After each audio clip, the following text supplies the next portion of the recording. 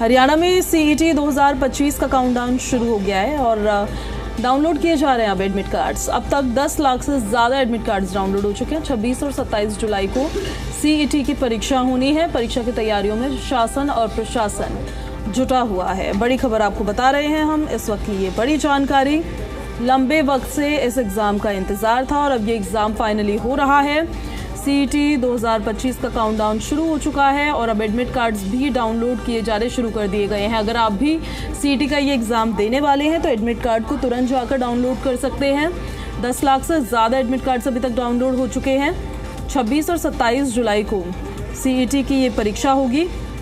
परीक्षा की तैयारियों में शासन और प्रशासन जुटा हुआ है। 26 और 27 जुलाई को ग्राफिक्स के जरिए भी समझिए ज़रा। एडमिट कार्ड्स 2025 जारी कर दिए गए हैं और अब उम्मीदवार उनको डाउनलोड कर सकते हैं। 10 लाख से ज़्यादा एडमिट कार्ड्स अभी तक डाउनलोड भी हो चुके हैं। डाउनलोड की संख्या 10 लाख से ऊपर पहुंच चुकी है, जो अभ्यर्थियों की तीव्र तैयारी को दर्शा रही है। परीक्षा की तिथि क्या है? 26 और 27 जुलाई, 2 पालियों में ये परीक्षा होनी है। सुबह 10 बजे से 11:45 तक और उसके बाद जो इवनिंग शिफ्ट होगी वो होगी 3:15 से 5 बजे तक। अब देखिए इसमें और क्या क्या आपके जानने लायक बात है। फ्री बस सेवा की सुविधा दी जाएगी। मुफ्त बस परिवहन की व्यवस्था उस दिन होगी। अब अभ्यर्थी जो है वो hartrans.government.in पर भी जाकर बस सुविधा का इस्तेमाल कर सकते हैं, उनको बुक कर सकते हैं। प्रशासनिक तैयारी भी है और स्कोर, वैधता और नियम को लेकर भी लगातार अपडेट्स हम आपको दे ही रहे हैं। हमारे सहयोगी विजय राणा हमारे साथ कनेक्ट हो रहे हैं, सीधे उन्हीं का अब हम रुख कर लेते हैं। विजय, लंबे समय से इंतज़ार HSSC के सीईटी परीक्षा का, अब एडमिट कार्ड्स भी डाउनलोड होने शुरू हो गए, वो भी जारी हो चुके हैं। तैयारी किस तरह से चल रही है ताकि एकदम पारदर्शी तरीके से नकल विहीन परीक्षा हो? बिल्कुल, तैयारी जो है वो पूरे ज़ोर शोर से इसमें चल रही है। सरकार हर तरीके से इस परीक्षा की तैयारी कर रही है क्योंकि हरियाणा की सबसे बड़ी परीक्षा ये होने जा रही है और इस परीक्षा का युवाओं को भी कई साल से इंतज़ार था। 2022 में सीईटी की परीक्षा हुई थी, उसके बाद अब ये परीक्षा होने जा रही है और इस वजह से पिछली बार के मुकाबले में संख्या भी काफ़ी बढ़ गई है और इस बार 13,48,000 से ज़्यादा अभ्यर्थियों ने आवेदन किया है इस परीक्षा के लिए, क्योंकि जो भी अभ्यर्थी इस परीक्षा को पास करेगा उसके बाद फिर आगे सरकारी नौकरी का रास्ता खुल जाएगा और इसके बिना सरकारी नौकरी हरियाणा में हासिल नहीं की जा सकती, जरूरी शर्त है। तो युवाओं को युवा इसको लेकर पहले से तैयारी कर रहे थे और अब जो एडमिट कार्ड है उसके लिए वेबसाइट खोल दी गई है और लगातार युवा जो है वो एडमिट कार्ड डाउनलोड कर रहे हैं। वेबसाइट खोले जाने के थोड़ी देर के बाद जो है कई लाख युवाओं ने अपने एडमिट कार्ड डाउनलोड कर दिए थे, यानी कुल संख्या 13,48,000 है और 10 लाख से ज़्यादा युवा जो है अपना एडमिट कार्ड डाउनलोड कर चुके हैं और जो बाकी बचे हैं वो भी आज का दिन खत्म होने से पहले जो अपने एडमिट कार्ड है वो डाउनलोड कर लेंगे। परीक्षा 26 और 27 तारीख को होनी है और उसके लिए 4 शिफ्टें बनाई गई हैं। सुबह और शाम की शिफ्ट होगी, यानी 4 शिफ्टों में ये परीक्षा होगी 2 दिनों में और इसमें ज़ाहिर तौर पर करीब 13.5 लाख युवा जो हैं वो परीक्षा देने के लिए अलग परीक्षा केंद्रों में पहुँचेंगे। प्रदेश में लगभग 1350 परीक्षा केंद्र बनाए गए हैं। हर ज़िले में जो स्कूल कॉलेज है वहाँ पर परीक्षा केंद्र बनाए गए हैं। सारी तैयारी वहाँ पर हो चुकी है और इस तैयारी के अलावा परिवहन विभाग की ओर से भी पहल की गई है कि 9200 जो बसें हैं वो इन अभ्यर्थियों के लिए चलाई जाएंगी परीक्षा के दिनों में, जो 2 दिन परीक्षा होगी और इन दोनों दिनों में अभ्यर्थी मुफ्त में जो है वो यात्रा कर सकते हैं। अपना एडमिट कार्ड साथ में रखना होगा और जहाँ भी अभ्यर्थियों को जहाँ जाना है परीक्षा केंद्र में, वहाँ से वापस आना है घर तक, तो पूरी यात्रा फ्री रहेगी।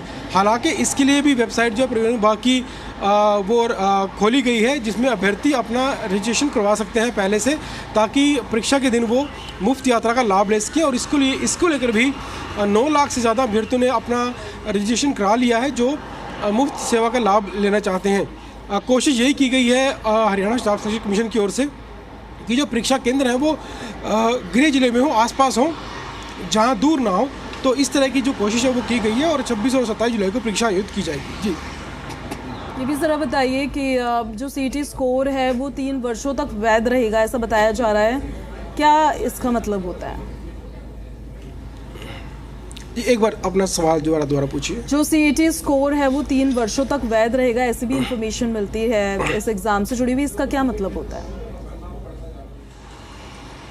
देखिए, हालांकि जब सीटी की परीक्षा शुरू की गई थी तो सरकार ने कहा था कि हर साल ये परीक्षा ली जाएगी, ताकि हर साल जो बच्चे 12वीं की परीक्षा पास करके आते हैं, बीए की परीक्षा पास करके आते हैं, वो सीटी का एग्ज़ाम दें और उनकी नौकरी लग सके। लेकिन ऐसे भी कई अभ्यर्थी होते हैं जिनकी पहली बार में नौकरी नहीं लग पाती, जो कट ऑफ होता है उससे कम उनके अंक रह जाते हैं, तो कई बार पहली बार में नौकरी नहीं लग जाती है। तो उसके बाद सरकार जब दोबारा नौकरियाँ निकालेगी और उन बच्चों की जो कट ऑफ है उसमें वो शामिल हो जाएंगे, तो तब उनकी नौकरी जो है वो लगा दी जाएगी। सरकारी कोशिश यही है कि जो बच्चा सीटी परीक्षा पास करता है, उसके अच्छे नंबर आते हैं, तो उसको सरकारी नौकरी मिलनी चाहिए। हालांकि जिन बच्चों के नंबर कम रह जाते हैं वो दोबारा भी सीटी का एग्ज़ाम दे सकते हैं। तो 3 साल की जो वैलिडिटी है वो इसीलिए की गई है ताकि अगर अब जो परीक्षा होगी, इन परीक्षाओं का जो परिणाम होगा, उसके बाद उस परिणाम के आधार पर कट ऑफ तैयार होगी और फिर नौकरियाँ बच्चों की लगाई जाएंगी। लेकिन जो बच्चे रह जाएंगे उनको जो दोबारा भर्तियाँ निकलेंगी, उन भर्तियों में उन बच्चों को बुलाया जाएगा ताकि उनको भी सरकारी नौकरी दी जा सके। तो कहीं ना कहीं सरकार की एक अच्छी पहल है कि आने वाले कई साल तक जो ये परीक्षा है वैलिड रहेगी और बच्चे इसमें सरकारी नौकरी हासिल कर सकते हैं। साथ ही में देखने वाली बात ये है कि अगर इस साल जैसे परीक्षा हो रही है, इस साल परीक्षा के बाद सरकारी नौकरियां बच्चों को दी जाएंगी, उसके बाद जब अगली परीक्षा होगी और इस बार जिन्होंने पेपर दिया था सरकारी नौकरी नहीं उनकी लगी है, तो वो अगली बार फिर एग्ज़ाम देंगे और दोनों परीक्षाओं में जिस परीक्षा के नंबर ज़्यादा होंगे वो गिने जाएंगे और उसके बाद वो आगे अपनी सरकारी नौकरी के लिए अप्लाई कर सकते हैं। तो कई तरह की सुविधाएं बच्चों को दी गई हैं जिससे बच्चे सरकारी नौकरी हासिल करने के लिए अलग अलग परीक्षाएं भी दे सकते हैं। और अगर नंबर कम रह जाता है पहली बार में, तो अगली बार अगर जब नौकरियां निकलती हैं तो तब भी उनका नंबर जो है सरकारी नौकरी के लिए पढ़ सकता है। तो कहने का एक सरकार के लिए अच्छी पहल, युवाओं के लिए सरकार ने अच्छी पहल की है ताकि हर युवा को नौकरी मिल सके और जो युवा मेहनत करता है, अच्छे नंबर लेकर आता है, कम से कम उसे सरकारी नौकरी मिले, उसकी मेहनत का फल उसे दिया जाए। इस तरह की सरकार की कोशिश है और इसीलिए ये सीटी टेस्ट जो है वो की तरफ से भी ये पहल की गई है। उनकी तरफ से फैसला लिया गया है कि जो बसेस होंगी उसमें मुफ्त में यात्रा कर सकते हैं स्टूडेंट्स। ये केवल रोडवेज बसेस पे एप्लीकेबल होगा या हर तरह की बस पे? बिल्कुल। जब पिछली बार साल 2022 में जब परीक्षा हुई थी तब भी ये प्रावधान किया गया था कि बच्चे जो है वो मुफ्त यात्रा कर सकते हैं, लेकिन उस समय ये प्रावधान था कि बच्चों को परीक्षा से पहले बस स्टैंड जाकर अपना जो पंजीकरण है वो करवाना होता था। लेकिन इस बार उसको ऑनलाइन कर दिया गया है कि बच्चे घर बैठे रोडवेज की वेबसाइट पर ऑनलाइन पंजीकरण कर सकते हैं और उसके बाद वो बच्चे यात्रा कर सकते हैं। हालांकि ये जो योजना है, ये जो सेवा है, ये सिर्फ सरकारी बसों के लिए लागू रहेगी, प्राइवेट बसों में ये योजना नहीं लागू होगी। जो भी हरियाणा रोडवेज की प्राइवेट सरकारी बसें हैं उसमें बच्चे जो है फ्री यात्रा कर सकते हैं। और उनका जो केंद्र है, हालांकि कोशिश तो ये की गई है कि सबको आसपास का केंद्र मिले, 10 से 20 किलोमीटर के आसपास का ही केंद्र मिले।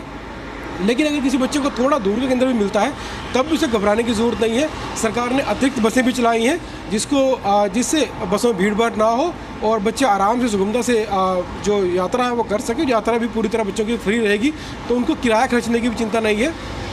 और जो परीक्षा केंद्र बनाए गए हैं वहाँ पर भी तमाम तरह की सुविधाएं बच्चों के लिए की गई हैं। इसमें एक और बच्चों को लिए जो जानकारी ज़रूरी है वो ये है कि जब बच्चे परीक्षा केंद्रों में जाएं तो वो जो समय दिया गया है उससे कम से कम आधा घंटा पहले वो परीक्षा केंद्रों के बाहर पहुँचे, ताकि जब एंट्री शुरू हो परीक्षा केंद्रों में उसमें उनको देरी ना हो जाए।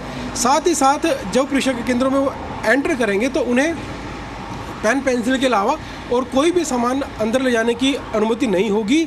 कोई अगर अतिरिक्त कपड़ा है, कोई मफलर इत्यादि है, वो नहीं लेके जा सकते। कोई अगर महिलाओं ने कोई गहने पहने हैं वो गहने वो पहन के नहीं जा सकती। घड़ी या कैलकुलेटर या कोई भी ऐसी चीज़, मोबाइल फ़ोन, इस तरह का, या ब्लूटूथ, इस तरह कोई भी जो उपकरण है या कोई बैग है छोटा, ये सब चीज़ें बाहर छोड़नी होंगी। तो अभ्यर्थी जब भी परीक्षा केंद्रों में आए तो वो सिर्फ अपनी पेन और पेंसिल लेकर आए, बाकी सामान साथ में ना लेकर आए, क्योंकि बाहर जब उन्हें छोड़ना पड़ेगा ज़रूरत होगी। कहीं ना कहीं आपने भी ठीक किया ये कि उनको एक बार रिमाइंड करा दिया। बहुत शुक्रिया आपका विजय इन सारी जानकारियों के लिए।